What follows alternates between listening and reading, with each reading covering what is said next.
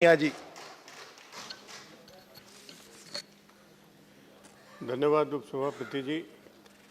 बहुत महत्वपूर्ण बिल है सेंट्रल संस्कृत यूनिवर्सिटी बिल 2019। इसके माध्यम से 3 डीम्ड यूनिवर्सिटी को सेंट्रल यूनिवर्सिटी प्रदान करने का प्रावधान है। बहुत महत्वपूर्ण बिल है।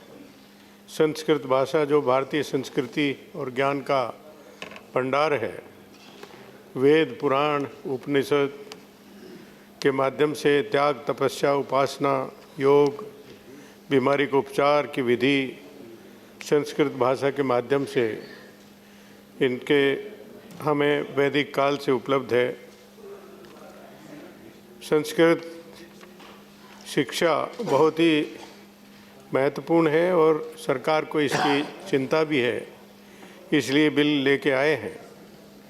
इसका उल्लेख कई हमारे साथियों ने किया भी कि संस्कृत भाषा का पठन और पाठन एक वर्ग विशेष तक सीमित रहा, और ये मैं समझता हूँ कि बहुत लोगों को जानकारी भी होगी कि बाबा साहब डॉक्टर भीमराव अम्बेडकर संस्कृत पढ़ना चाहते थे, एक विषय के रूप में पढ़ना चाहते थे, लेकिन उन्हें वो संस्कृत पढ़ने की इजाज़त नहीं दी गई कि ये वेद पुराण उपनिषद पढ़ेंगे, उनको हाथ लगाएंगे वो अशुद्ध हो जाएंगे।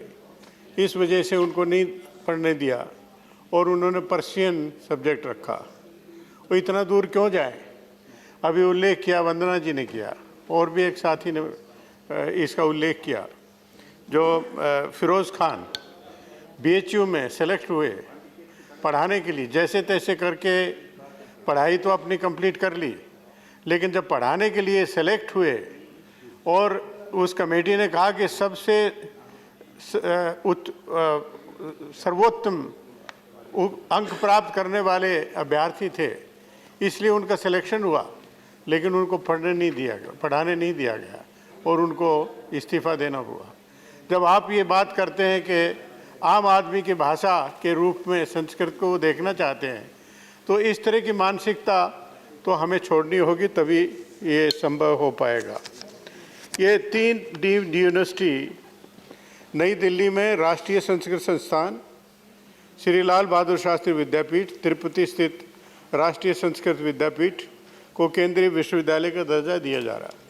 जहाँ तक मुझे सूचना है 15 राज्यों में 18 संस्कृत विश्वविद्यालय हैं, लेकिन सरकार ने केवल 3 विश्वविद्यालयों को ही केंद्रीय विश्वविद्यालय का दर्जा देने का निर्णय लिया है। इसकी संख्या और बढ़ाई जा सकती थी। और जो सबसे पुराना संस्कृत विश्वविद्यालय जो 1791 में स्थापित हुआ, संपूर्णानंद संस्कृत विद्यालय, जो उत्तर प्रदेश के वाराणसी में स्थित है, ये विद्यालय में महाराष्ट्र, राजस्थान, गुजरात, दिल्ली, कश्मीर, हिमाचल प्रदेश, सिक्किम के 1200 से ज़्यादा संस्कृत मीडियम स्कूल और कॉलेज जुड़े हुए हैं। और इतने लोकप्रिय विश्वविद्यालय जो आदरणीय प्रधानमंत्री जी के लोकसभा क्षेत्र से संबंधित रखता।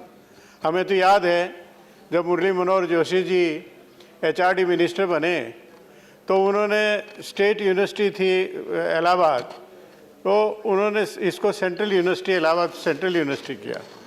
जब HRD मिनिस्टर कर सकते हैं तो प्रधानमंत्री जी के लोकसभा क्षेत्र में सबसे पुराना संस्कृत विश्वविद्यालय होने के बावजूद उससे वंचित रखा जाना, ये मुझे बहुत ही आश्चर्यजनक बात लगती है।